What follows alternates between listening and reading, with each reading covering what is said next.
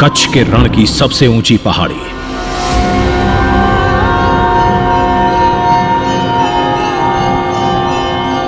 पहाड़ी पर एक धाम जहां दिन ढलते ही एक अजीब हलचल शुरू हो जाती है।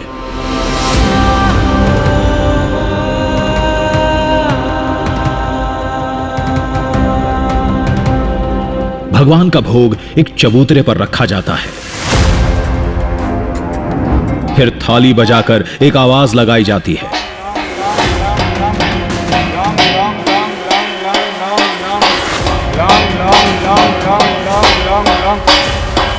आवाज गूंजते ही जंगल में हलचल होती है। जंगल से कुछ खूंखार जानवर निकलते हैं, चबूतरे पर पहुंचते हैं। मांसाहारी जानवर खिचड़ी और गुड़ खाते हैं, फिर जंगल में कहीं गायब हो जाते हैं।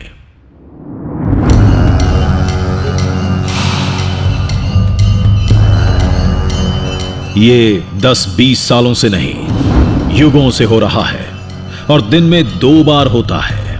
लोग इसे भगवान का चमत्कार बताते हैं। दावा करते हैं ये कल भी होता था, आज भी होता है और आगे भी होता रहेगा, क्योंकि ये भगवान दत्तात्रेय की धरती है और जंगल के खूंखार सियार उनके भक्त हैं।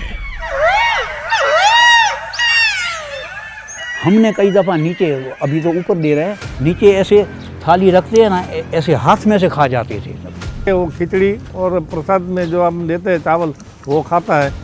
दुनिया में ऐसा कहीं भी नहीं मिलेगा, वो सिर्फ यहीं मिलता है। लौंग लौंग लौंग ऐसा करते हैं। आजकल घंटी भी बजाते हैं, तब सियार आते हैं और वो प्रसाद वहाँ लेते हैं।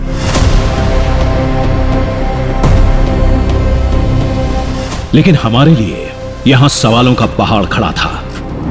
खूंखार सियार कहां से आते हैं, कहां गायब हो जाते हैं और केवल आवाज लगाने पर ही क्यों आते हैं?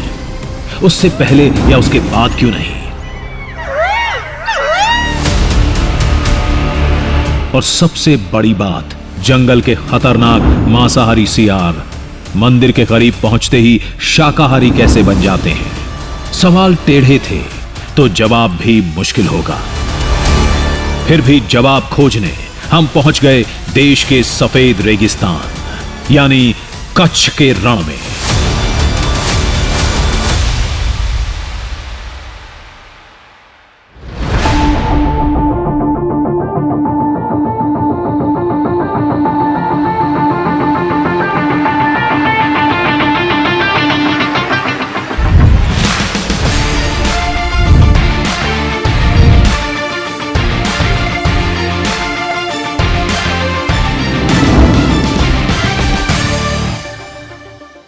आज मैं आया हूं गुरु दत्तात्रेय की धरती की तलाश में, उस चमत्कार की तलाश में जो भगवान दत्तात्रेय से जुड़ी हुई है।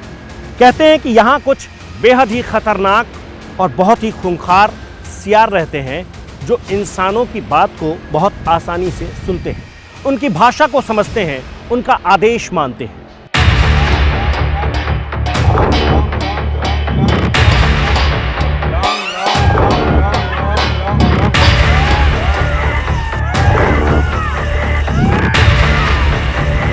और तो और वो मांसाहारी नहीं, बिल्कुल शुद्ध और सात्विक भोजन करते हैं। ये सुनकर आप भी हैरान हो रहे होंगे, लेकिन कहा यह भी जाता है कि वो सियार आज से नहीं है, युगों युगों से यहीं रहते हैं। भगवान दत्तात्रेय के समय में जो सियार थे वो आज भी यहीं रहते हैं और अपने होने का प्रमाण भी देते हैं।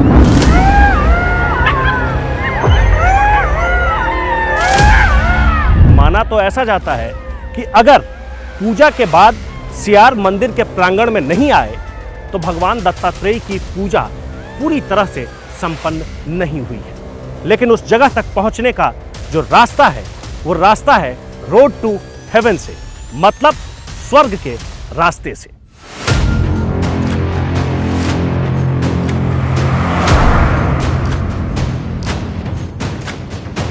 सफर की शुरुआत में ही रास्ते के दृश्यम ने हमें लाजवाब कर दिया।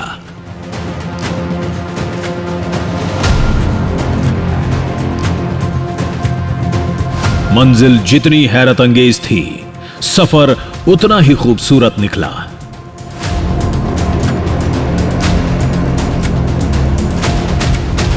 दत्तात्रेय के उस धाम का पथ इस हाईवे से जाता है। समुद्र के बीच बना रण का यह रास्ता इतना खूबसूरत है कि लोगों ने इसे रोड टू हेवन का नाम दे दिया। दोनों तरफ समुद्र और बीच में एक रास्ता है, इसे स्वर्ग का रास्ता कहते हैं। और यह रास्ता उस जगह तक भी जाती है जिस जगह को हिंदुस्तान का सबसे पुराना स्मार्ट शहर कहा जाता है। आज से करीब 5000 साल पहले वो जगह जो दुनिया का सबसे व्यस्त शहर था। इस माहौल में भी हमारा मन धाम से जुड़े दावों में उलझा था। वो जंगली सियार कहां से आते हैं, कहां चले जाते हैं? मांसाहारी जानवर शाकाहारी कैसे बन जाते हैं? इंसान की आवाज लगाते क्यों दौड़े चले आते हैं? भगवान दत्तात्रेय से उनका क्या नाता है?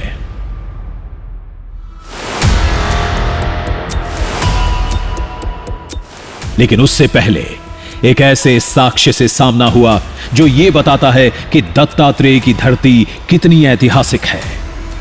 इस साक्ष्य का नाम है धोलावीरा।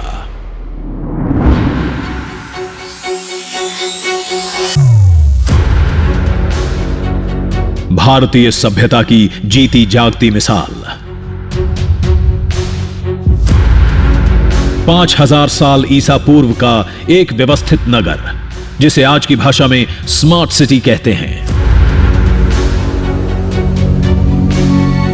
धोलावीरा को देश की पहली स्मार्ट सिटी कह सकते हैं। सड़कें, नाली, स्टेडियम, जलाशय के साथ यहां वो सब कुछ था जो आज के आधुनिक शहरों में दिखता है। 3500 ईसा पूर्व यहां पर लोगों ने बसना शुरू किया, जो 1800 ईसा पूर्व तक लगातार जारी रहा। लेकिन अब यहां कहीं कुछ नहीं है, सिर्फ निशानियां हैं और उन निशानियों को लगातार खोजा जा रहा है, उन निशानियों की लगातार तलाश की जा रही है। और अब जो यहाँ पता चला है वो ये कि कहीं पूर्वी द्वार था, कहीं एक बड़ा सा किला था, कहीं जलाशय था, कहीं कोई बड़ी सी बैठकी थी।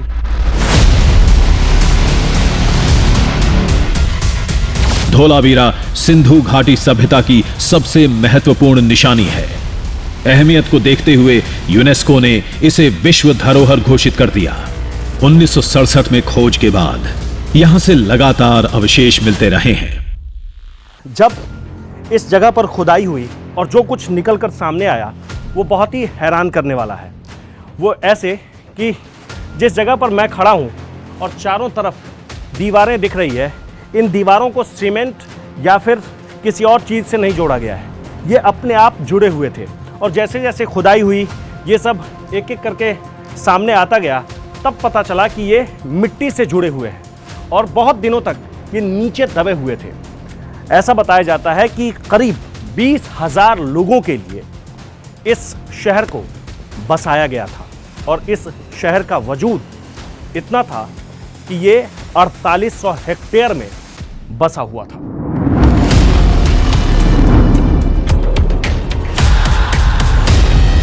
ये जगह गुरु दत्तात्रेय के उस धाम के बेहद करीब है, लिहाजा यहां भी ऐसे कई लोग मिल गए जो उस धाम के चमत्कार को नमस्कार करते हैं। दत्तात्रेय के मंदिर तो मैंने बोला कि बहुत है, लेकिन कहाँ भी ये सियार नहीं आते हैं। यहाँ आते हैं, यहाँ आते हैं और कैसे कि हमने कई दफ़ा नीचे, अभी तो ऊपर दे रहे हैं, नीचे ऐसे थाली रखते हैं ना, ऐसे हाथ में से खा जाते थे। मेरे हाथ में से खाया हुआ है इन लोगों ने। तो ये एक चमत्कार है। इसकी वजह से हम इसको भगवान ही मानते हैं कि भगवान ने इसको भेज दिया है। दुनिया में आप कहीं भी चले जाओ, जो सियाड़ है वो मांसाहारी है, वो कहीं भी ऐसे खाता नहीं। ये यहाँ आके, यहाँ तो उल्टा है, यहाँ आके वो खिचड़ी और प्रसाद में जो हम देते हैं चावल, वो खाता है। दुनिया में ऐसा कहीं भी नहीं मिलेगा, वो सिर्फ यहीं मिलता है।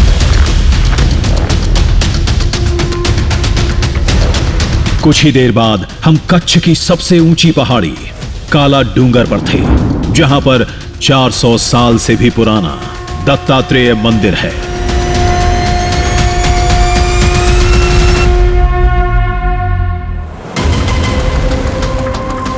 मंदिर के अंदर भगवान दत्तात्रेय की प्रतिमा है, जिसके 3 मुख हैं, इसलिए इन्हें त्रिदेव भी कहा जाता है। दत्तात्रेय ब्रह्मा, विष्णु, महेश तीनों के अवतार माने जाते हैं, इसलिए इन्हें त्रिदेव भी कहा जाता है। पुराणों के मुताबिक ये महर्षि अत्रि और माता अनुसुईया के पुत्र थे। शिवपुत्र कार्तिकेय और परशुराम जैसी शख्सियतों का नाम इनके शिष्यों में शुमार है। काला डूंगर से भगवान दत्तात्रेय का नाता वहां से शुरू होता है जब उन्होंने तपस्या के लिए इस जगह को चुना था। गुरु दत्तात्रेय किसी ऊंचे स्थान पर तप करना चाहते थे और इसीलिए उन्होंने काला डूंगर को चुना था, क्योंकि काला डूंगर कच्छ में सबसे ऊंचा स्थान माना जाता है।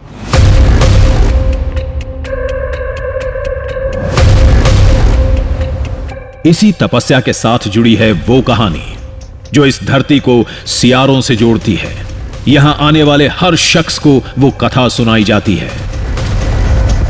कहानी यह है कि तपस्या के दौरान जो भी भगवान दत्तात्रेय के पास आता था, खाली पेट वापस नहीं जाता था। लेकिन वे उस समय दुविधा में पड़ गए जब एक सियार उनके पास आया। सियाल एकदम थका हुआ और ऐसा दुबला पतला था, तो भगवान बोला, भाई तू ऐसा क्यों बैठा है, मुंह लटका के क्यों बैठा है? तो उसने बोला, मुझे खाना चाहिए। तो भगवान ने बोला कि तू तो भाई मांसाहारी है, शाकाहारी तो है नहीं, और मांसाहारी मेरे पास है नहीं, मैं तेरे को क्या खिलाऊं?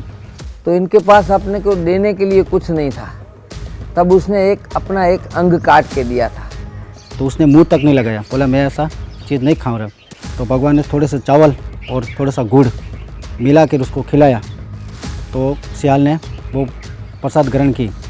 तो उसी संस्कृति को याद करके ले अंग करके बुलाते थे, उसको आह्वान करते थे, और अभी उसका अपभ्रंश हो करके लौंग लौंग लौंग ऐसा करते हैं। आजकल घंटी भी बजाते हैं, तब सियार आते हैं और वो प्रसाद वहाँ लेते हैं। कहते हैं वो परंपरा आज भी इंसान और जानवर दोनों तरफ से निभाई जाती है, वो भी दिन में 2 बार, सुबह और शाम आरती के बाद।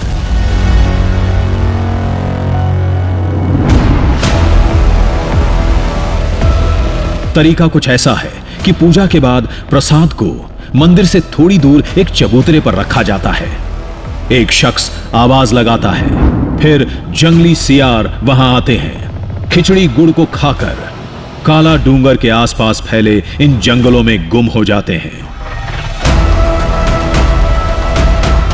इसी जंगल में वो सियार रहते हैं, जिस सियार के बारे में ये कहते हैं कि वो मंदिर के प्रांगण में पहुंचते ही शाकाहारी हो जाते हैं, और फिर वो जैसे ही दिन के वक्त में जंगल में रहते हैं तो वो मांसाहारी हो जाते हैं। ये कैसे होता है, ये कैसे संभव है, इसके बारे में सही किसी को मालूम नहीं है।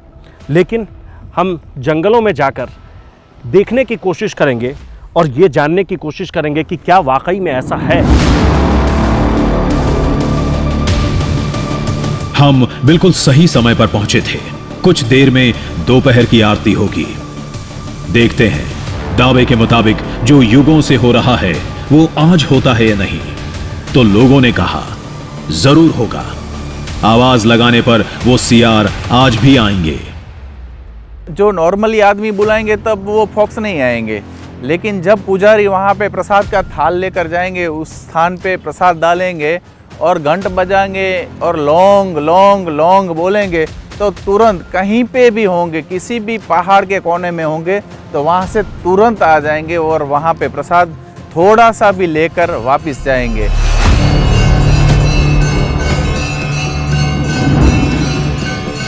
तभी मंदिर में आरती शुरू हो गई। हम कमर कस तैयार हो गए। अब कवायद शुरू होने वाली थी। तभी एक युवक प्रसाद लेकर बाहर निकला।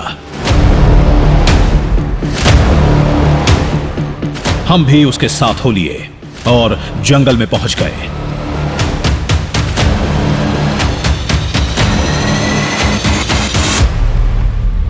मंदिर में आरती के बाद दिन में और शाम को प्रसाद रखने की जिम्मेदारी इनकी है। इनके साथ मैं उस जगह तक जाता हूँ। कहते हैं कि दोनों वक्त, सुबह के समय में भी और शाम के समय में भी, दोनों वक्त यहाँ सियार आते हैं और फिर वो प्रसाद ग्रहण करेंगे और वापस यहाँ से चले जाएंगे।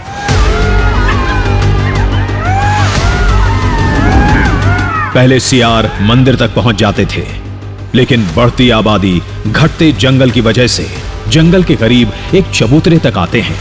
प्रसाद रखने के बाद का तरीका आज भी वही है जो 100 साल पहले था। प्रसाद रखने के बाद जिस थाली में रखकर ये प्रसाद लाएंगे, उसी थाली को जोर जोर से बजाते हैं और फिर कहते हैं कि लौंग लौंग लौंग लौंग। और इसके पीछे की कहानी ये है कि दरअसल लौंग कोई शब्द नहीं है, ले अंग एक शब्द है जो भगवान दत्तात्रेय ने सियारों को, जब भूखे सियार उनके सामने आए थे तो वो अपने शरीर का कुछ अंग निकाल करके उसके सामने रख दिए थे। कुछ देर बाद हम उस चबूतरे पर थे। ये वही चबूतरा है जिसे लौंग प्रसाद स्थल कहते हैं और इसके ठीक बीच में जो स्पॉट आपको दिख रहे होंगे, जो जगह है, यहीं पर दिन के वक्त में और शाम के वक्त में प्रसाद रखा जाता है। और आसपास जो जंगल है, इस घने जंगल से भागकर सियार आते हैं और वो इसे खाते हैं और फिर वापस जंगल में चले जाते हैं। चबूतरे पर प्रसाद को वहीं रखा गया जहां हर बार रखा जाता है। तो अब आवाज लगाएंगे। हाँ, अब सर आवाज़ लगाएंगे और आवाज़ लगाने के बाद वो थाली बजाएंगे और थाली के साथ आवाज़ लगाएंगे। तो जैसे आवाज़ लगाएंगे वैसे लोग तुरंत यहाँ आगे चले आएंगे। तो लगाइए, आवाज़ लगाइए।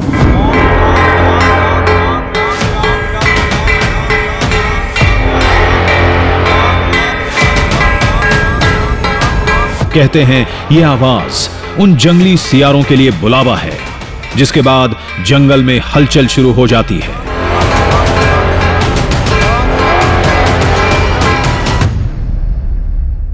अब लोगों के लिए हमने प्रसाद रख दिया है और अब लोगों को पता चल जाएगा कि यहाँ हमारे लिए प्रसाद रख दिया है और अब हम यहाँ से चलेंगे और चलने के बाद वो सब वो लोग यहाँ आ जाएंगे और यहाँ से प्रसाद ग्रहण करेंगे।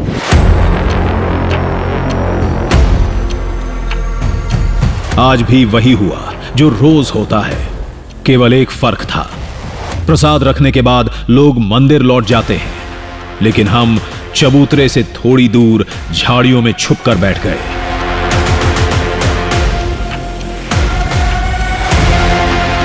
अब जंगल में हमारे और भोग के सिवाय कोई नहीं था।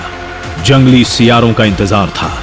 हमारी निगाह चबूतरे और जंगल पर थी, लेकिन ध्यान जंगल की हलचल पर था। पहले चिड़ियों का झुंड आया, फिर आसपास के कुत्ते पहुंचे, लेकिन सियारों का कोई नामो निशान नहीं था। इंतजार करते कई घंटे गुजर गए। मैं जिस तरफ खड़ा हूं, मेरे ठीक बगल में मंदिर है, तो ये रास्ता तो नहीं है सियारों को आने का। वो इधर से नहीं आते हैं, वो चबूतरे के पीछे वाले हिस्से से ज़्यादातर वक्त में आते हैं।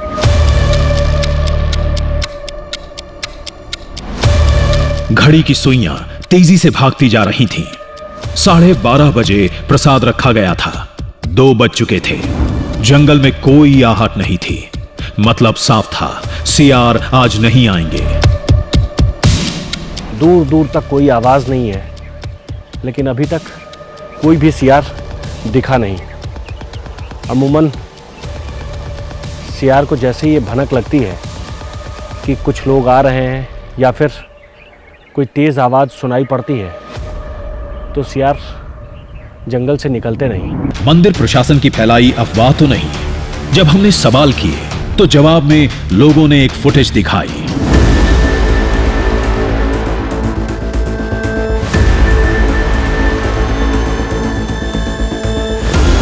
जिसमें सियारों का एक झुंड उसी चबूतरे पर चावल और गुड़ का प्रसाद खाते दिख रहा था, जिनकी तादाद 6-7 के आसपास थी, जो जल्दी जल्दी प्रसाद खाकर जंगल लौट गए।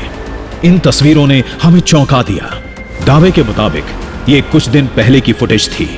हमारा सवाल खड़ा करना लोगों को पसंद नहीं आया, क्योंकि इनके लिए वो महज जंगली जानवर नहीं बल्कि देवता के अवतार हैं।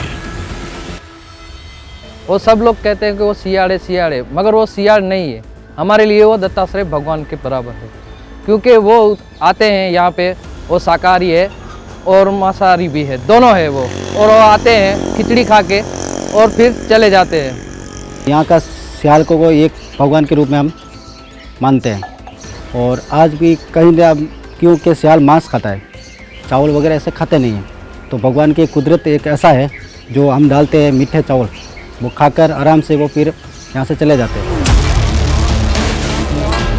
कभी गर्मी, कभी ज्यादा इंसानी आहट की वजह से कई बार सियार नहीं भी आते हैं। फिर मंदिर प्रशासन ने कहा, अगर सबूत चाहिए तो जंगल में जाइए, सारी कहानी शीशे की तरह साफ हो जाएगी। हमारे सामने कोई चारा भी नहीं था। वैसे भी पड़ताल के लिए जंगल का रुख करना जरूरी भी था।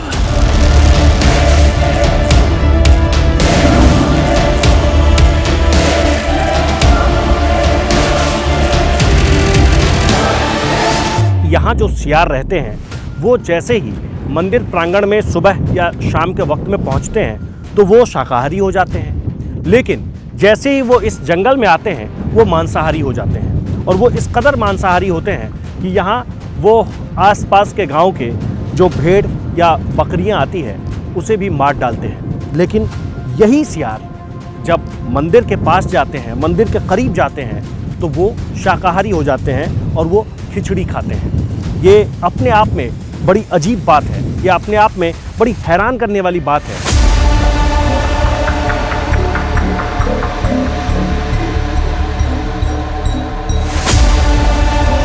ये कोई घना जंगल नहीं बल्कि कंटीली झाड़ियों का मैदान था।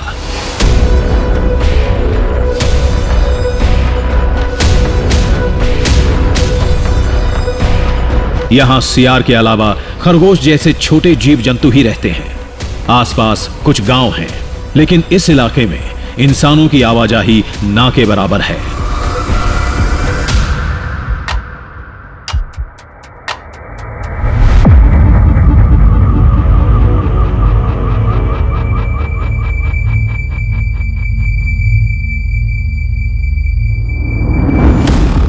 जंगल में पसरे सन्नाटे ने हमें सतर्क कर दिया। वैसे तो सियार सीधे हमला नहीं करते, लेकिन झुंड में हो तो किसी को भी मार गिरा सकते हैं, और वो अक्सर झुंड में ही रहते हैं। अब हम जिस जगह पर पहुंच गए हैं, ऐसा लगता है कि यहाँ आसपास ज़रूर सियार रहते होंगे, क्योंकि ये बिल्कुल घना जंगल है और यहाँ पत्थरों की जो बनावट है उसमें ऐसा दिखता है जैसे कीव जैसा हो। हालांकि सियार बहुत सतर्क होकर रहते हैं।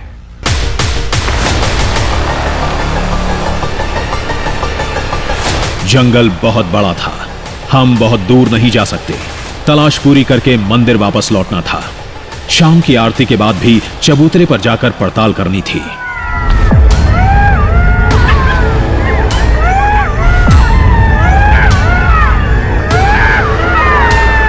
तभी झाड़ियों के पीछे कुछ आहट सुनाई दी।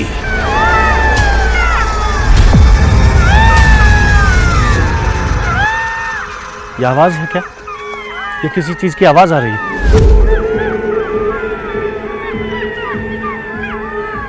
एक पत्थर के पीछे छुपकर हम उधर देखने लगे।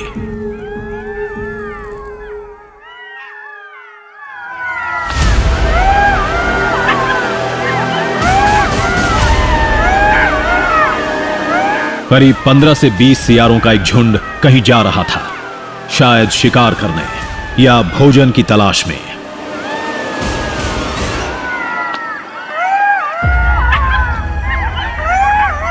यह नजारा हैरत अंगेज था, साथ ही डराने वाला भी।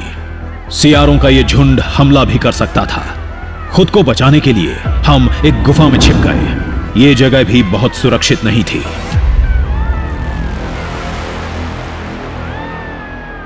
इस जंगल में सबसे ज़्यादा सियार ही रहते हैं। ऐसे में ये सियार का घर हो, यहाँ सियार रहते हों, इस बात की पूरी संभावना है।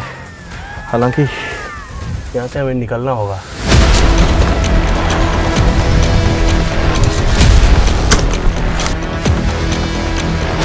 जंगल शांत होते ही हम वापस मंदिर की ओर निकल पड़े।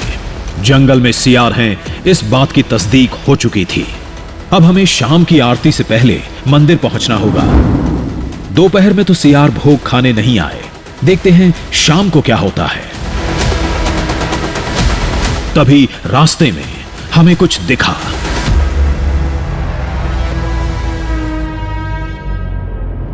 ये किसी जानवर की हड्डी थी। इसका मतलब है यहाँ से अभी अभी सियार गया है, अभी अभी सियार निकला है। यहां हड्डियों का अंबार लगा था। इसका मतलब यह है कि सियारों का जो झुंड कुछ देर पहले हमें जंगल में दिखा था, वो इसी जगह से शिकार करके लौट रहे थे। क्योंकि शिकार एक या दो सियार जो है वो शिकार नहीं करते हैं। सियार ज़्यादातर झुंड में शिकार करते हैं। जंगल में सियार हैं जो शिकार करते हैं, फिर मंदिर में पहुंचते ही शाकाहारी कैसे हो जाते हैं? कुछ ना मिले तो मजबूरी में सियार कुछ वनस्पतियों को खा लेते हैं, लेकिन आदतन ये मांसाहारी होते हैं।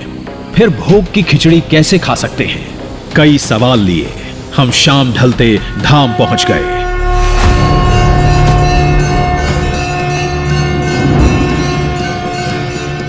आरती खत्म होते ही एक शख्स प्रसाद लेकर निकला। हम भी पीछे पीछे चल दिए।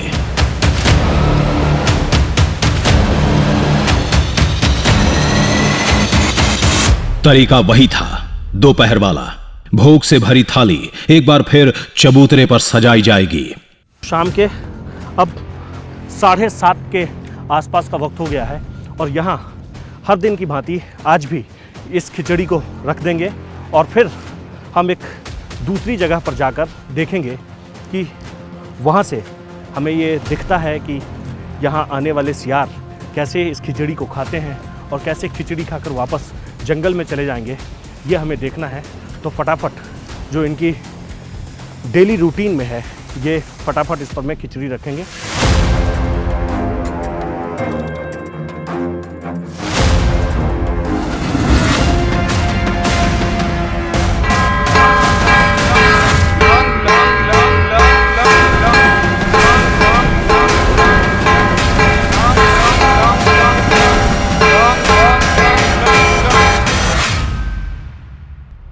खास जगह पर खास प्रसाद सियार के लिए रख दिया गया है और ख़ास तरीके की आवाज़ निकाली गई है। तो अब हमें यहाँ से चलना होगा।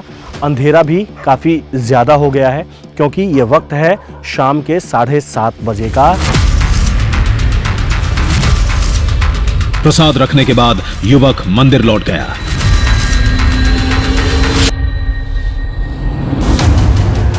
हमने थोड़ी दूर एक झाड़ी में मोर्चा जमा लिया। उससे पहले चबूतरे पर गोप्रो कैमरा लगाना नहीं भूले। रात के अंधेरे में साफ तस्वीर मिलने के लिए यह जरूरी था। हम सांस रोककर झाड़ियों में खड़े थे। भोग चबूतरे पर जस का तस पड़ा था।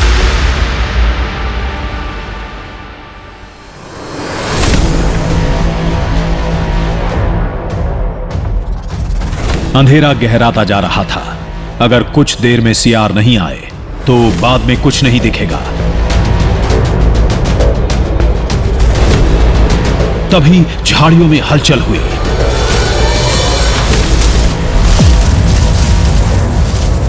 झाड़ियों में से एक के बाद एक सियार निकलने लगे।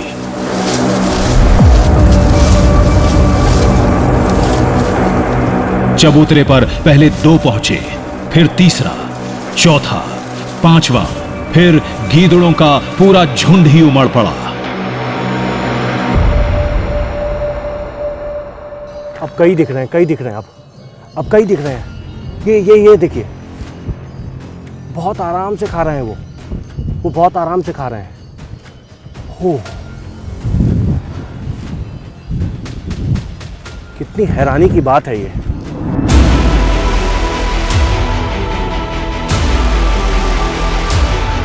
मांसाहारी जंगली सियारों को खिचड़ी गुड़ खाते देख हम हैरत में थे। कुछ देर बाद सभी जंगल में गायब हो गए। चारों तरफ सन्नाटा फैल गया।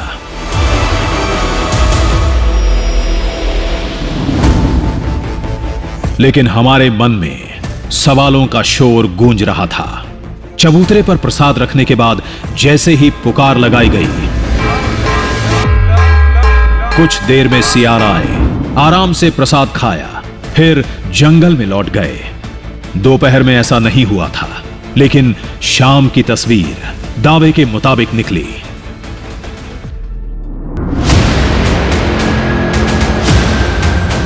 हमने जो कुछ भी देखा वो अचंभे से कम नहीं था, लेकिन हमारी पड़ताल अभी खत्म नहीं हुई थी। हम जानना चाहते थे कि क्या मंदिर में सियारों का आना भगवान की लीला है या इसकी कोई और वजह भी हो सकती है।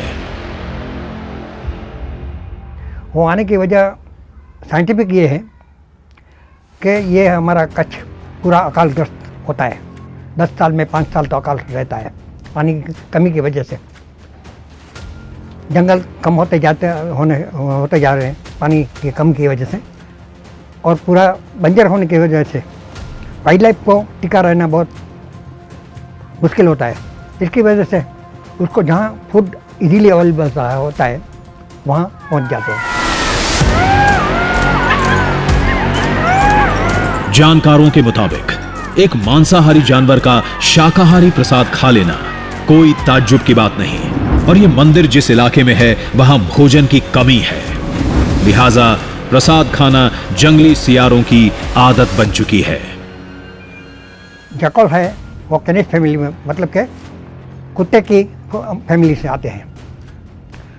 वो खाना जल्दी से, ज़्यादातर जंगल में जहाँ रहते हैं वहाँ मांसाहारी होते हैं। जब इजीली जो कुत्ते करते हैं वो मटन भी खा लेते हैं, कुत्ते खुराक भी खा लेते हैं। वैसे उसकी आदत पड़ गई है, मुझे खुराक मिलने से, इजीली मिलने से वो उसकी आदत बदल गई है।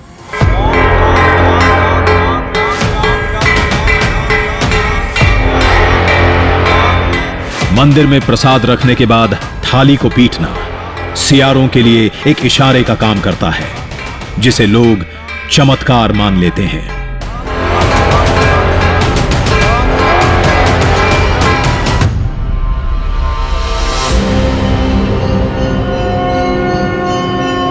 दरअसल ये इस मंदिर की एक परंपरा है जो वक्त के साथ आस्था के रंग में रंगती चली गई, और आस्था के आगे तर्कों की क्या बिसात। वैसे भी हमारा मकसद यहां का दृश्यम दिखाना था।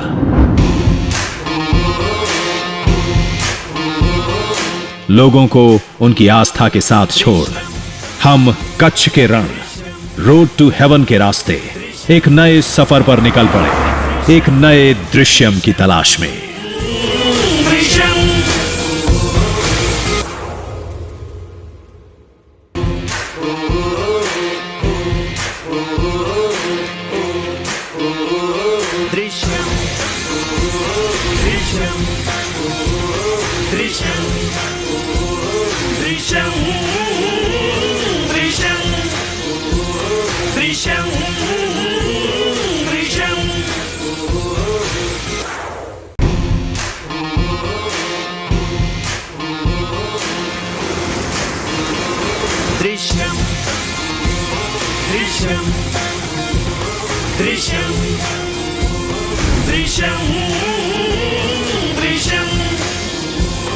Drishyam